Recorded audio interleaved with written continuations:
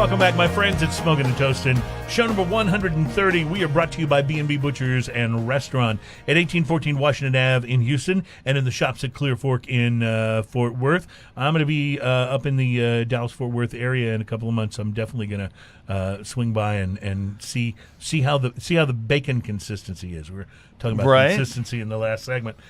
See if the bacon is as good. Have you ever had the Fort bacon Worth. at that place? I have not had the bacon at that place. It's unbelievable. Oh. It's they have it as an appetizer. It's life-changing. Yeah. It's life-changing.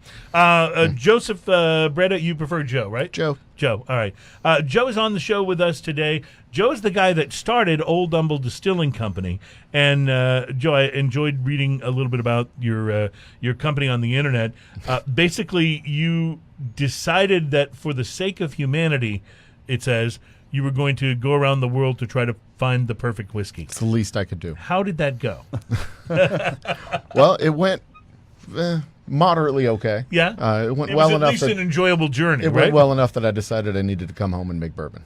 Okay, so Yeah. that's interesting. So is that really how it happened? I mean, did you decide while you were out there, touring around, going, this is what I want to do? Kind of. Yeah.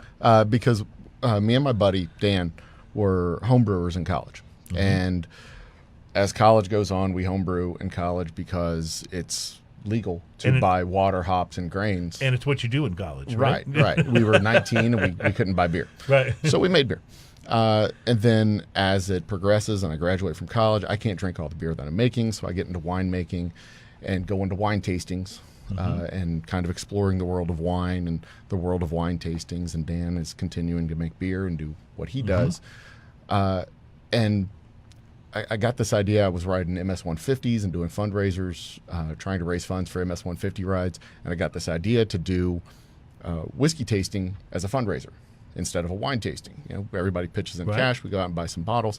And that's when I discovered my love for whiskey. It was a fascinating expression of the drink where you can put 4 whiskeys side by side, assuming they were all made at different distilleries, and you get 4 different expressions of the same grains in 4 different bottles. The ingredients are essentially the same. Essentially the same. You get 60% of your flavor from the barrel. Right. Yes. 60% of your flavor. I don't Roughly. know if I'd actually heard that articulated before. It makes sense though. And if all the barrels are new, white, American charred oak barrels, well, then 60% of the flavor in all your whiskeys is pretty much the same. So if you're going to distill your own whiskey, the thing that's going to differentiate you the most is going to be the barrels. The thing that's going to make you taste most like everybody else is going to be the barrels. Okay. The thing that's going to differ, because it's going to be the same barrel. Okay. Everybody gets American white oak American barrels, white because that's oak what they barrels, sell right. here in America. Right. Unless you're using used barrels, which is a different thing entirely. Right.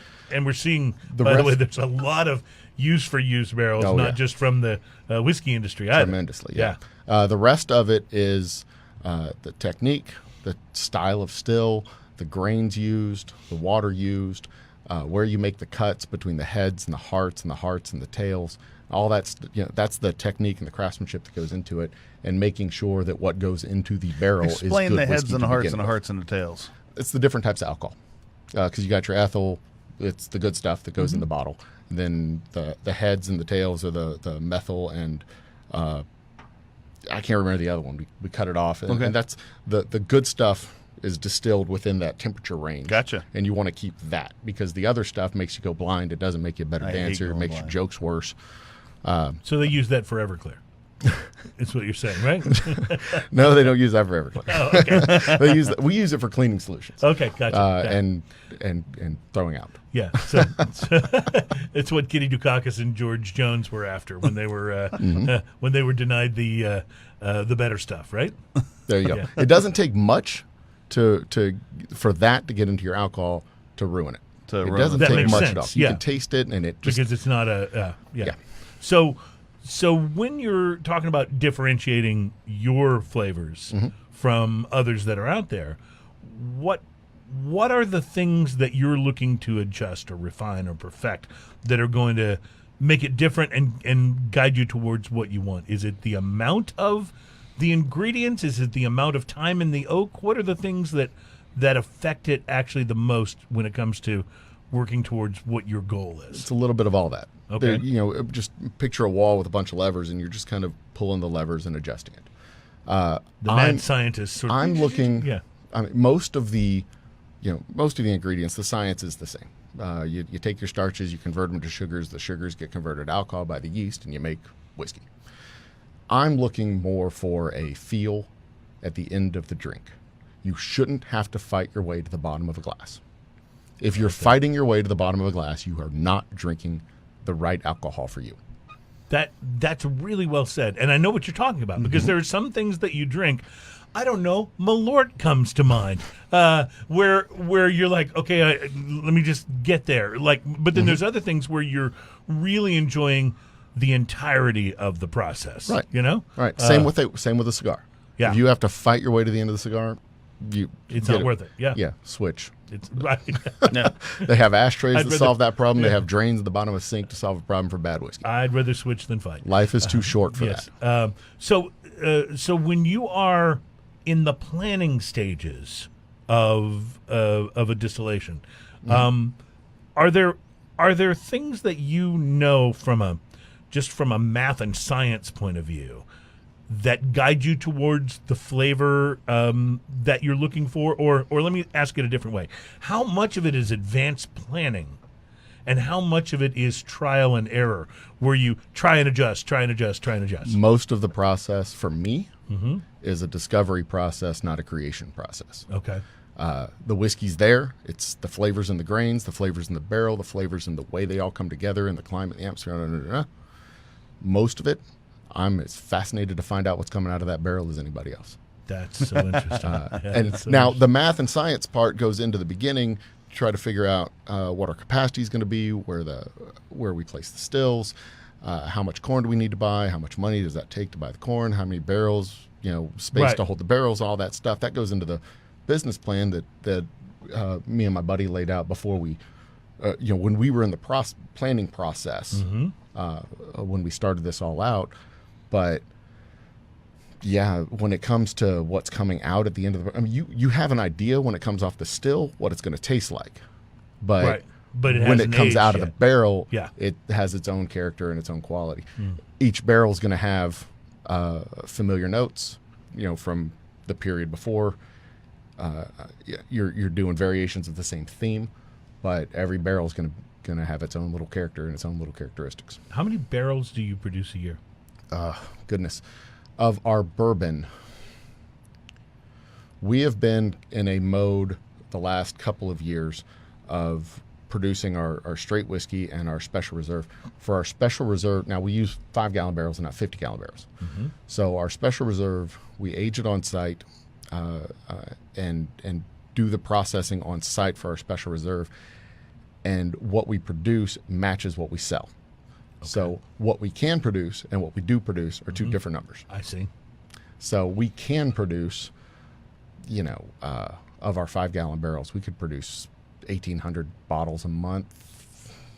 I have to do the math to figure out where that goes. Right. But we don't because we can't sell that many right now. Our market's not that big. It's about what the demand is and Gotcha. where your Right, market right. share is. So sure, that makes sense. And we're growing fast. Yeah. We're growing fast enough to where we're looking now to get out of the space we're in and into a larger space where we And can you open said up a you larger started this tasting room. when? We started back in 2012. In 2012. And I So bought out this my is- partners in 2015. So this is very new, if Yeah, you this think is about very it, new. particularly as it pertains to a product that has to be aged. Right. Yeah? Yeah. This is very new. And so our bourbons we age for 6 to 9 months, which means our next batch of bourbon that I currently am producing, I'll have my stills running this weekend. That'll be ready between Thanksgiving and Christmas. So- Maybe that period. Is your bourbon your best-selling spirit? It's our lowest volume because It's I your make lowest the volume. least amount. I see. So that does impact it, right? Yeah, I mean it sells as fast as we make it, Right. but we've got to turn around higher volumes than what it takes to make the bourbon. Well, let's do some tasting. What are we going to taste first? You know what? Before we taste, Yes. Oh. There, we need proper vessels to drink it out of. he brought a gift for you. Oh, okay. Well, there you go. This is so interesting. Now, you got to make sure you show the camera this while All you're right, doing this. and I don't know. Maybe you should show the camera. Well, I'll and show the camera. You've got a better angle than I do, but all right. So this looks like a keychain of some sort. It is. Got a little keychain on it. Mm-hmm. And then you pull it so apart. What do? You pull it apart? Mm-hmm. Uh-huh. Oh, dude. And then How as cool you is pull that? it apart, it's a And you just collapsible And you just kind of twist it to lock it open. shot glass. Wow, that's terrific. I'm liking it. That's amazing, isn't What it? a great! And it's got your logo, the Old Humble Distilling Company, on the top. Yep. That's awesome. Well, And we've got those available at the distillery for people who come to tours on Saturdays. Ah, Usually tours between are on 12 and Saturdays. 2. 12 and 2. 12 and 2. Go to the website, oldhumbledistilling.com, to make your reservation. And you are in basically the Old Humble part of Humble. Is Right. that right? Yeah. Right. We are right on South Houston Avenue, North Houston Avenue, depending on where you're at on the street, right across from a skating rink. So if you know anything about Humble, we're across the street from the skating rink. All right. And easy enough to find. We can get the If you drive up 59, address. it's not far. Yeah, we can And get if the you address off the website. Don't know anything about Humble, we're right across the street from the skating rink. Just stop and ask. So let's put these babies to use. What are we tasting All right, first? so we're going to start with our straight whiskey. Okay. And was this the first? What was your first? Our first product whiskey was that our hit Boomtown shelves? Bourbon. Boomtown Bourbon. Okay. And that is in very scarce supply right now. Well, I was going to say the bourbon didn't have to age as long probably as this, so you were able to. Well, get it it's out in to very stores scarce first, right? supply because we make every bit of our bourbon on site. Our straight whiskey, we made the first 2 batches on site. Then I outsourced the rest of it so that we can get the volumes we need to pay the rent. Sure, I understand that completely. And our straight whiskey, there. Our straight whiskey is made from 100% corn, and it is aged 5 years in used bourbon barrels, which is why it has a lighter color, to the whiskey. And is that because the barrels are used? because they're used, So more of the oak charring, or less of it, is still there right. when these. It's go like into the scraping barrels. the burned stuff off of your garlic toast. It's incredibly smooth. It's very smooth. I find that a lot of times I hate to use this phrase, but the basic whiskey in a product line is generally not as smooth. And in this case, this is a lot of very smooth. cinnamon It really does. In fact, and vanilla. the profile on it reminds me, to be really honest with you, of some much more expensive whiskeys. You know, $30 for a bottle. yeah. So Well, 25 at specs, I believe. I would put this up to things that could cost even up to double that, just depending. I mean, in terms of what the flavor profile is, and it's very smooth. So a lot of it depends on what you like. You know, a lot of people like to have that burn as it rolls down the throat, and this is less of that. Although it's certainly got some heat, but it's just so smooth. Yeah, it lets you know it's whiskey, but the heat actually kind of rolls off the back, and then comes back. So it's one of those sneaky heats that comes right back at you. Well, you're right. It has a return, and as it's coming back, right in the center of the tongue, you get the cinnamon. Yeah, right in the little cradle of your tongue there. It's also That's 90 really proof. nice. It is 90 proof. Yeah. Interesting. So it packs a little bit of punch. Yeah, that would explain it's really interesting how it and it's got that minerality in the aftertaste too that I really enjoy. That's Kind of the Now, 2 things that I personally find important in my whiskey. One, that you don't have to fight your way to the bottom of it. It's nice, and the smoothness was important to me. And with a simple grain bill, like 100% corn, when we did our first batches, we aged it in our old bourbon barrels in order to give it that lighter color and lighter flavor so that it didn't have that heavy bourbony bite to it. That's why it's a straight whiskey and not a bourbon. So when people get one of these bottles and they're looking for a bourbon, it is definitely not a bourbon. it has a very light mouthfeel to it as yes, well. it does. Yeah, and that we do that on purpose too. What I like though is that the little cinnamon. I'll call it a cinnamon burn. It's not a burn, but that just sort Cinnamon of like heat. cinnamon heat. It just remains on your tongue a good while after you've already swallowed. You've had the heat come back, and then that cinnamonness just sits there. It's such a pleasant thing. I think of this as something that would be awesome like at the end of a meal, as you're having dessert, and you're having something with this, and you got that little cinnamon flavor working on your tongue. So nice. Funny you should mention that. Yeah. One of our signature cocktails is called the Apple Blossom. That makes It sense. is apple juice, cinnamon, and our delicious whiskey. Wow. And just those 3 ingredients. Just that. But 1 part whiskey, 2 parts apple juice, and just a dash of cinnamon. And we serve that during our tour. Nice. That's I bet one that's of, one of awesome, the yeah. signature drinks that we Nice. serve during the tour. Yeah. I like that. When you say you started in, you said 2000 and We started in 2012. 2012. So you've been on the scene for a little while, not too long. What's your take on how crowded the craft whiskey area has become? I mean, for a consumer, I'll tell you it's wonderful because we've got so much to choose from. Can be a little overwhelming, maybe, but it's awesome. But how is it for somebody that's in your shoes? Is the boom and all the competition helpful, or does it make it tough? It's an exciting world. I'm not going to lie. But we think it sounds like it's crowded because there's a new distillery popping up every other month or a new brewery popping up every other month. And we have 3 or 4 beer breweries in Humble area. Right. Between Backpew and Spindletap and City Acre and Ingenious. We have breweries all over the place. We have at least 5 distilleries that I can think of off the top of my head in the city of Houston area. But it's like a whole bunch of people parachuting down into what was formerly a desert because there was 1 distillery in Right. Texas prior to 2011. Right. That was Tito's. Right. And all of the ones that have popped up since then have come up since 2011, 2012. And, we're talking now, I think there's something like 40 or so, but there's 25 million people in Texas. Right. There's more people in Texas than in Scotland, and there's more distilleries in Scotland than in Texas. It may There's feel, perspective for you. Yeah, it may Yeah. feel crowded, Yeah. but it only feels crowded because there are 4 manufacturers that make all the whiskey. You can't take a step and a half in Scotland without stepping in peat. Right. Yeah. That's just the way Scotland is. It's exciting to have this many local distilleries popping up around town. There's one in Katy. There's one down in San Leon. There's one up here in Humble. There's one right around the corner on Post Oak Boulevard. The one in San Leon is Raylene. I've been to that one. Yeah. Having little neighborhood distilleries pop up is great because the local neighborhood gives its particular flavor to the brand and its own particular flavor. And to the what's whiskey. so cool as a consumer is this is happening all over the country. Oh yeah. Yeah, it's not localized to just where we are. Now, It's happening all over the country. Do you have a tasting room?